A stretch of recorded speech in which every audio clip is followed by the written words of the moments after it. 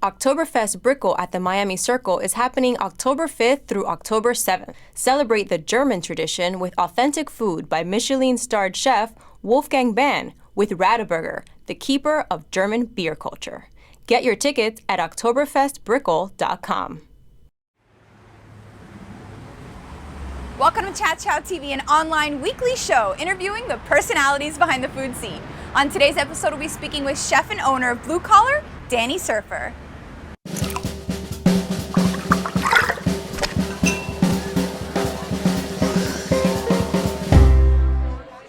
Chef, what are we drinking today? I am drinking a Virgil's Dr. Better, which I really enjoy. It's like Dr. Pepper, but better, because he spent an extra year in soda medical school. And I'm drinking? 60-minute India Pale Ale. People seem to like it because it has a little bit more alcohol than a regular beer. All right. And it's a craft beer from Dogfish that people are really wild about right now. You guys have a lot of craft beers here? We do. We have a lot of craft beers, actually. We have a bunch more that aren't even on the menu. We try and do a lot from Cigar City. We do Terrapin. We do the Maduro. We do Palm. Cheers to that. Yeah. So, we're... And to me, being a little more tipsy than usual afterwards, if this has a higher alcohol content. So There you go. Blue Collar, contemporary comfort food, is it safe to say that? Or how would you describe it? I think so. I mean, Yeah? everyone... a lot of people are saying comfort food right now. I think it's comforting. It's a lot of the stuff I grew up eating, and it makes me feel like I'm back at home eating something like my mom cooked, and I think a lot of people feel that way as well. I think we just church it up a little bit.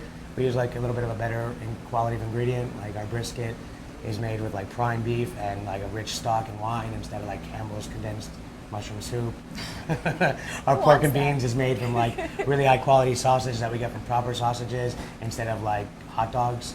Right. So, that's I guess where the contemporary part comes in. What percentage of your clientele would you say is regulars? You get a lot of regulars, right? This is like the most overwhelming thing and unexpected thing that ever happened with the restaurant. We're probably like 60-70% regulars. Wow. Yeah, we have this one guy, no joke, he comes in 6 times a week. 6 times a week? Sometimes twice a day. Does he have like a card, a frequent diner card? No, but we gave him a hat. We gave him a hat. A hat is just as good. Yeah. They're very coveted hats. We don't give them out. And Billy Corbin comes here too, right? He does. I actually grew up with his brother, and we went to the same high school, and he does come here quite a bit, and he's like, what you should do? You should have a brisket sandwich. And then now we do, and we call it the Corbin. And you've got the Corbinito. The Corbincito for a single. The Corbincito if you want a single, because normally it's 2 Portuguese muffin sandwiches. Corbincito is 1 for when you're not as hungry. Okay, now you guys have brunch, lunch, and dinner. Yes. I want to talk about your dailies on the chalkboard. What are what's up with the dailies? The dailies are, I guess, kind of like our signature. Every day we have a different Parmesan, whether it be chicken, veal, pork, shrimp, different rib, baby backs, lamb, spare, whatever, and a daily braise, whether it's brisket, oxtail, pork cheek, beef cheek, veal shoulder, something like that. So we try and do like a different one of each. We offer all 3 every day, but it's always something a little different. Aside from the dailies that constantly switch, what are some of the staples or signatures, maybe a top 3 on the regular menu? I know it might switch up, but the shrimp and grits, the pork and beans. Pork and beans for sure. I mean, we go through a lot of that, and a lot of people enjoy that. It's a really, really good dish. We used to have these wild mushroom and goat cheese croquettes that people were wild about, but we kind of took them off the menu. Why? It's got to switch it up. The price of mushrooms got too expensive, and we wanted to offer at the same price, and we just couldn't do that anymore. So now we replace it with a saffron arancini, which is like a little risotto fritter with a lot of Parmesan, and we serve with a tomato jam, and that does really well. The Corbin, actually, I know we talked about it earlier, but just from what has been done on Twitter about the Corbin, we don't even tell people about it, and they come in and demand it. And we'll go through 2 whole briskets, which is about 36 pounds, in an hour or 2, just in Corbin form. Wow, but you guys are really popular on Twitter. I mean, you have a huge... Twitter community has been very good to us. It has been. And we like to use it as well to talk about different places we like to eat and talk about different things we're doing at the restaurant. So where do you eat when you're not eating here? Josh's Deli. Josh's Deli. Josh's Deli. You can catch me there. I live right across the street from Sugarcane, so I'll go there. But normally, every Sunday I have off, I go to Josh's. Okay. Or Yako-san. Or Yako-san. Yeah.